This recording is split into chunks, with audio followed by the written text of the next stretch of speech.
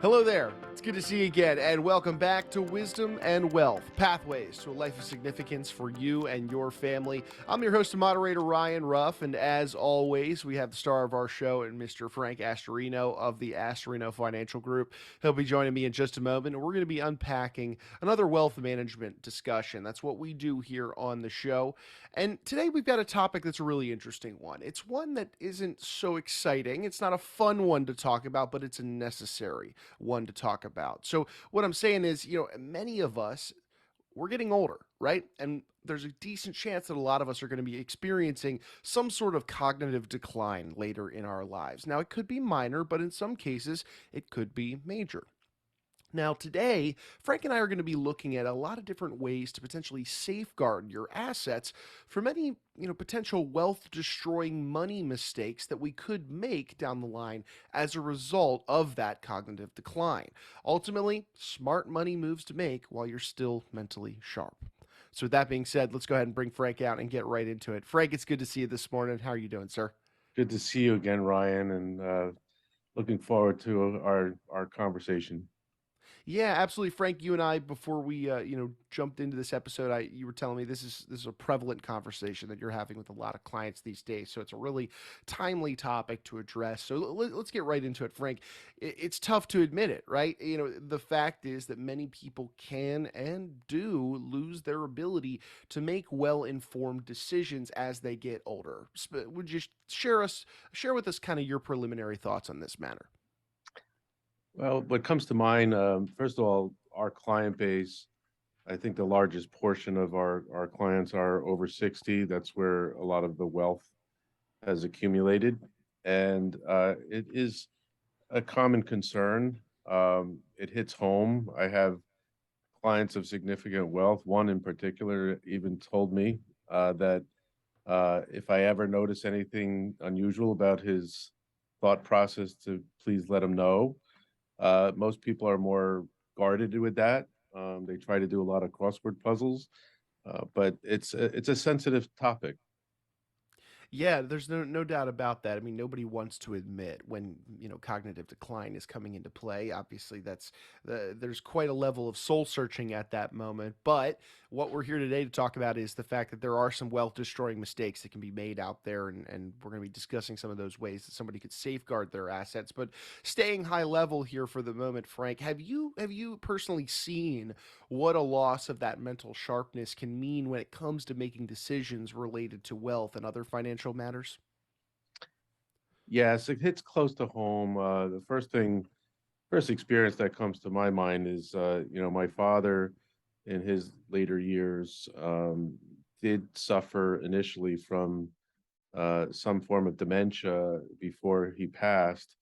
Um, and it was really noticeable when I tried to treat him to his final Yankee game that we went to, and he was asking me about the model of my car.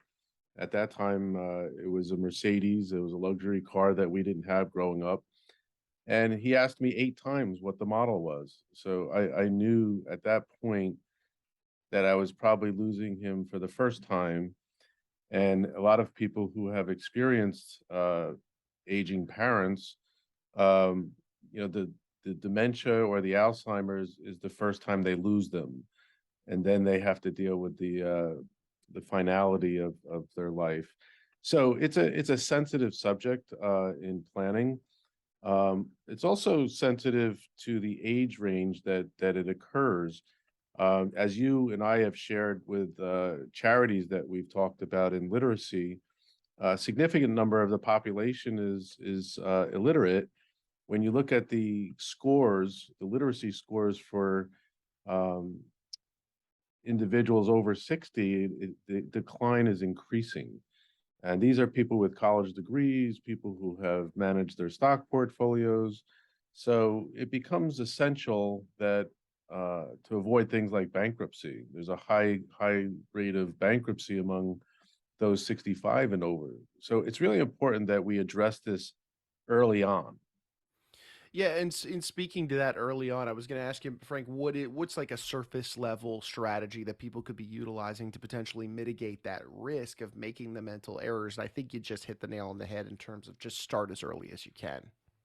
Yeah, we're grateful for, we've been doing this for over 3 decades, and a lot of our clients started in their 40s and 50s and now are in their, 70s and 80s. So we addressed this early on. We got them the proper legal documents, and we made sure they had the right people lined up to back them up.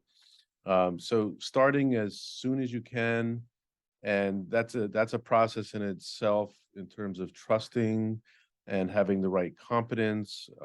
We provide a grid, for our clients if they're thinking about who to choose as a trustee, and we look at location, we look at acumen, we look at integrity, a lot of factors that go into choosing the right person to help you out, whether it's a family member, a friend, or a professional. And Frank, for those that are getting started, hopefully on the earlier side in terms of preparing for this big moment in their lives where maybe cognitive decline might set in, what steps would you say that most people should be considering at this juncture? There's a lot to be said for simplicity, Ryan. When we onboard a new client, we send them a really creative video that shows the end result of organizing your finances, having everything digitally up to date, having the right files for the different categories of your wealth, identifying at least a single trusted advisor, even if you have multiple, financial representatives. Try to merge multiple bank accounts. Like, do you need 5 to 15 IRAs? Maybe you need one self-directed IRA. We think of it as clutter reduction. There's a difference between, I remember talking about this with one doctor, that people don't necessarily have to have dementia to have stress dementia. If you're stressed over the clutter in your life, it clouds your memory. It makes you overwhelmed with too much information. So we try to get you to choose the right family member. Try to be more straightforward with the financial solutions. Make it easier to understand. We advisors tend to get verbose, and people get lost in the glossary of words and terms. So we try to kind of bring it down to analogies, stories, things to get the point across. Sure, sure. And that makes sense. I'm sure clients are kind of grateful for that clutter reduction, just simplifying things overall, especially when you're dealing with somebody that may have had significant assets at play in their life at one point or another. But Frank, you also mentioned earlier on that idea of family members and a trusted professional or an advisor when it comes to this moment. How important would you say is being open with that family member or with that trusted advisor about your financial situation and your wishes for the future when thinking about cognitive decline and how it can set in? How important is that transparency and just openness overall? That's a critical question that needs to be approached with care and some due diligence. 34% of elder abuse comes from family and friends. So when it comes to money, you don't really know how people are going to behave or react or might take advantage. And that's not to disparage anybody. Of course, our clients don't have any of those such people, but you do have to be careful. You want to identify someone who's sensible financially. They know they handle their finances well themselves. They have a an empathy towards healthcare. A lot of our seniors, as they get into their senior years, need assistance. It may not even be conspicuous, or they may not ask for it. But opening a door for someone, helping them get into a car, um, having someone who has that kind of compassion for people. We also have a discovery process, which you've heard in our earlier discussions, that identify the needs and wants and values of our people. And that's so important because we keep turning back to that. When we have a review session with a client, we like to go back to those values and remind them of why they have their wealth and what they intended to do with it. And then to have a caretaking plan. I think that whether you start with a long-term care strategy and the tiers of levels of care that are available today, you want to make sure they're aware of it and they start at least feeling comfortable talking about it. I'll never forget one client actually broke down in tears when we asked, what plans do you want to have for burial? And they said that, no one asked us that question and we've always wanted to answer it. So you have to be comfortable with your age and anything that might be declining and be able to just face it and deal with it so that we can help you. Yeah, I mean, it's tremendously sensitive time in someone's life to even, I mean, not even just a time, but just a conversation to talk about these things, and that's why that transparency with the your trusted advisors, your family members, can make a world of difference in these moments, Frank.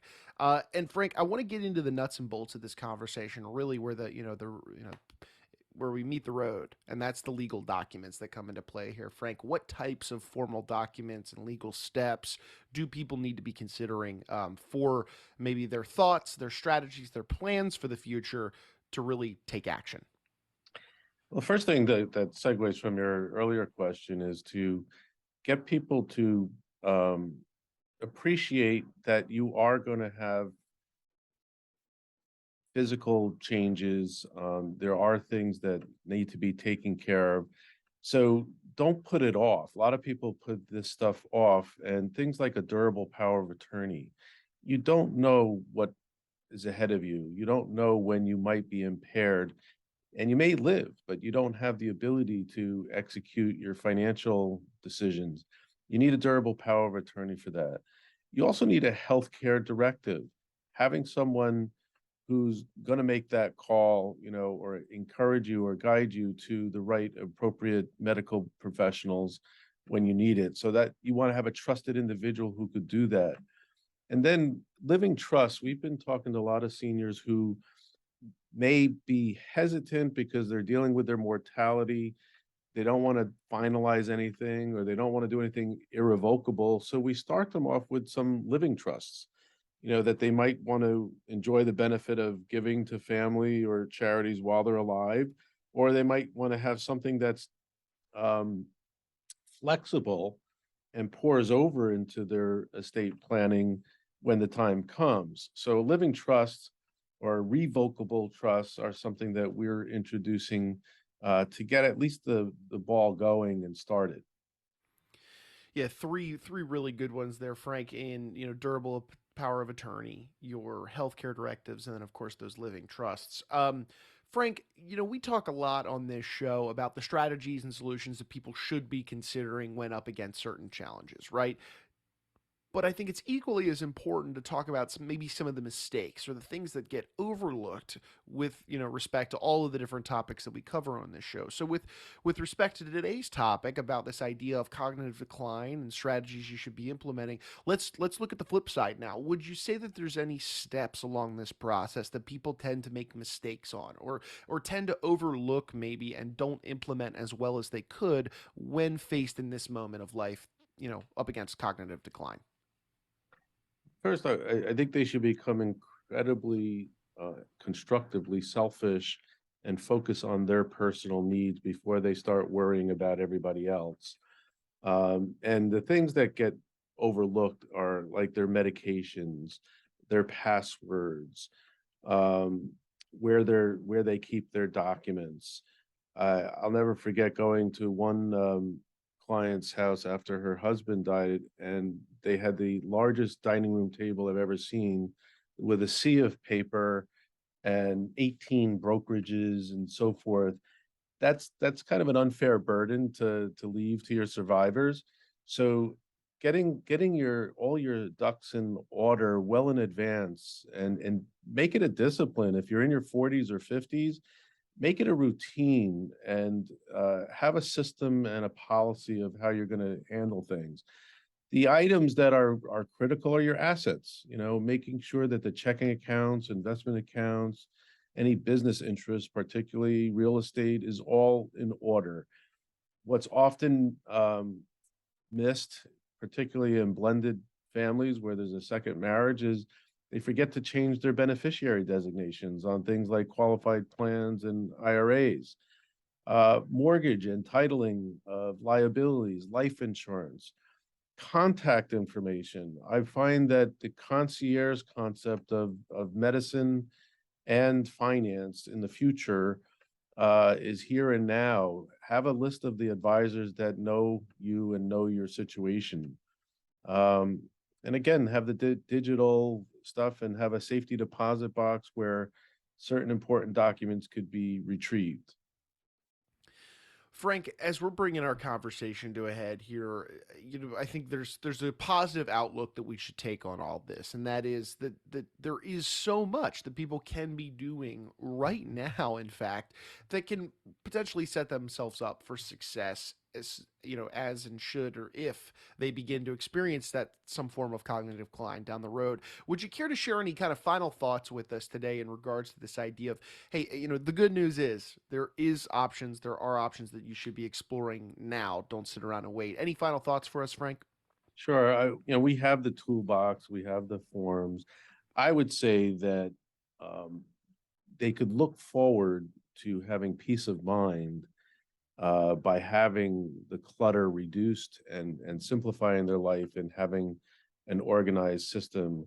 An analogy to that was when it was in my 30s and I had my first significant life insurance policy. It gave me a peace of mind when we didn't have that much wealth accumulated and we had young children and we had financial responsibilities and debts and so forth. So the same kind of mental peace of mind applies when your house is in order. And I think there's no time like the present to start that and to go for a review, go for a stress test, and get your filing in order. Well, and Frank, to that end, if somebody out there in our audience, they're listening to this conversation and maybe it's really resonating with them today, and let's say they're interested in reaching out to you and your team to whether it's open up a dialogue or maybe even go through that second opinion and that stress testing process with you guys to see where they sit on this, on this spectrum of are they ready in case cognitive decline sets in, what would be the best way they could reach out to you and your team and, like I said, open up a dialogue? They could just go to our website. They can make a phone call. It doesn't cost anything to get a introductory discussion. And I would just start by asking the questions, doing your homework, read it. We have so much reading material that we can give you to get you started. And there's no pressure there. We want you to be successful. So part of that success is making the first step to organizing your affairs. And we're happy to help you do that. Fantastic. Well, Frank, look, I appreciate you carving some time out of your day this morning to jump on and be with us and dive into this topic that I know it's not an easy one to talk about, but it is an important one to address, especially with so many, I know of your clients, Frank, and just people going through this process in life. They're at that moment where they should start thinking about this. And Frank, you've got a lot of clients to serve. We'll let you get back to doing that. But again, appreciate you being with us, and I'll see you on the next one. Best of all, good luck and happiness to you. And I look forward to our next conversation. Thank Oh, you. thank you, Frank. And hey, look, we want to take one final moment, as always, and thank you guys, and that's our audience, for jumping aboard and being with us here on the show today. As always, if you took anything away from today's discussion, you benefited from it in any way, shape, or form, do us a favor and hit that subscribe button. That way you never miss out on a future episode. And go ahead and share any of this information with friends, family, business owners, anybody that you think would benefit, like you, from these conversations. At the end of the day, Frank and I were just taking the same strategies, solutions, and conversations that he's having with his clients on a regular basis over at the Astorino Financial Group. And we're bringing them right here to you guys on this show. So by subscribing to the show, you'll never miss out on a future conversation that could be beneficial to you and yours. So for Frank, I'm Ryan. We're going to go ahead and say so long, but we appreciate you stopping by and being with us on today's installment of Wisdom and Wealth.